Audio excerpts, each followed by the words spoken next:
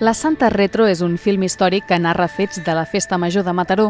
No parlem d'un documental que ens explica la història de les santes, sinó d'un recull de pel·lícules de cinema amateur en format de Super 8 mm, filmades per cineastes amateurs durant la dècada dels anys 70 i 80.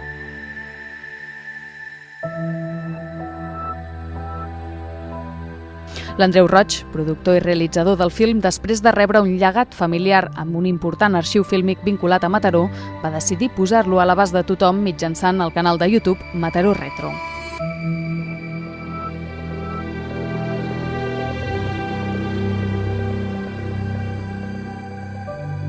Mataró Retro. Films del Mataró d'ahir. La pel·lícula de la Santa Retro va néixer quan l'Andreu es va adonar que els clips relacionats amb la Festa Major tenien unes visualitzacions superiors i despertaven molt d'interès vers els altres aconteixements. Aleshores va ser quan va decidir mostrar-ho al públic en forma de llargmetratge documental.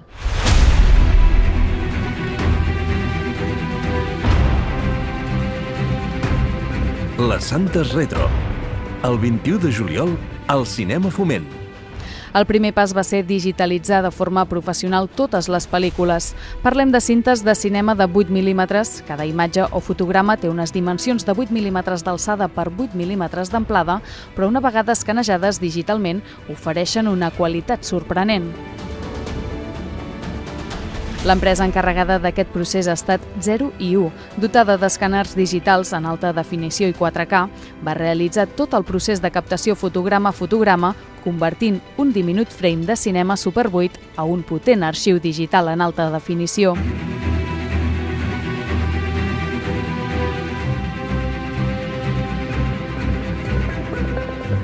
Perquè us en feu una idea més àmplia de com de complicat era treballar amb aquest format, us mostrem la càmera de cinema amb la que es filmava.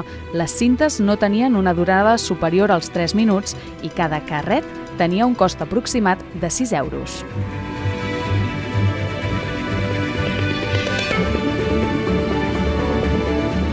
Una vegada havies esgotat la durada, treies la cinta, l'enviaves a revelar i passat 2 setmanes podies veure la filmació amb un projector. Era un procés totalment analògic, semblant al revelat de carret fotogràfic que molts heu conegut. Comptant amb la col·laboració dels antics portadors de la família Robafaves, en Miquel Oliveres, el professor Ramon Salicru i sobretot moltes anècdotes personals de mataronins, l'Andreu Roig va documentar i reordenar les imatges fent la història o fil conductor que posteriorment la Marta Gómez transformaria en el guió definitiu preparat per la seva narració. La pel·lícula és un no parar d'imatges de santes narrades amb la veu de Joel Valverde. Ens trobem en el dia gran de la Festa Major, la Diada de les Santes. És un dia festiu a la capital del Maresme i la família Robafaves espera fora de la Basílica de Santa Maria. L'entusiasme dels més petits anima a ballar tant a gegants com a capgrossos, mentre a l'interior se celebra la missa de glòria de les santes.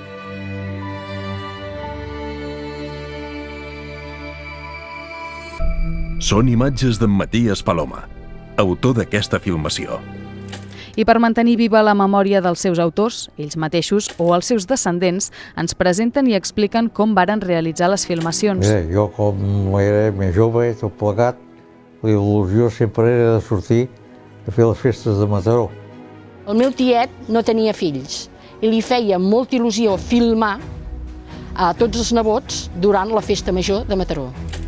El senyor Antoni Ribas, que era el meu sogre, era un senyor molt conegut a Mataró perquè era podòleg, però tenia un hobby, i aquest hobby era filmar.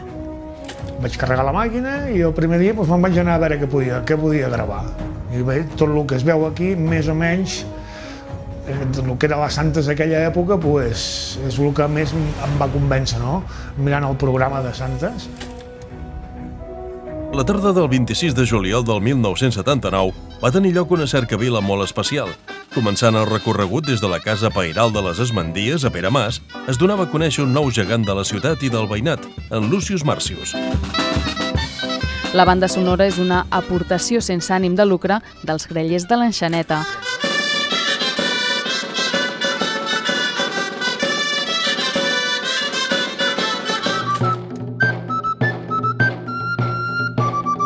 l'Àlex Rojas amb el grup Mestradi.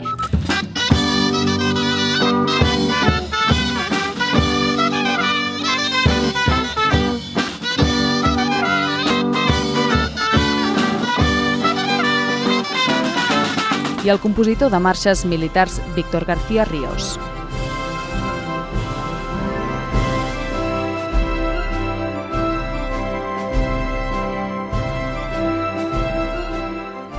Pels moments més emotius es van adquirir temes de Sky Music.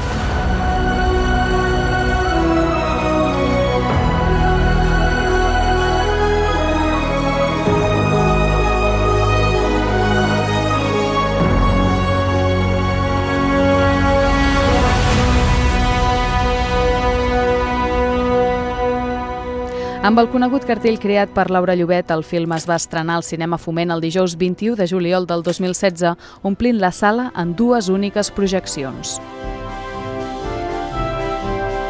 La jove Carme Capafons es dirigeix cap a la càmera i si observem la grua al fons, descobrirem que pertany a les obres de l'edifici de les oficines de Caixa Laietana del carrer Santa Teresa, on també s'hi va construir la sala d'actes de l'entitat bancària. La Santa Retro és el resultat de gairebé 2 anys de treball, un temps que l'Andreu ha compaginat amb el seu horari de feina professional després de l'excel·lent acollida que ha tingut la pel·lícula. La intenció és emetre-la per Santes 2018 des del canal de televisió Mataró Audiovisual i potser, en un futur, el seu destí final és internet.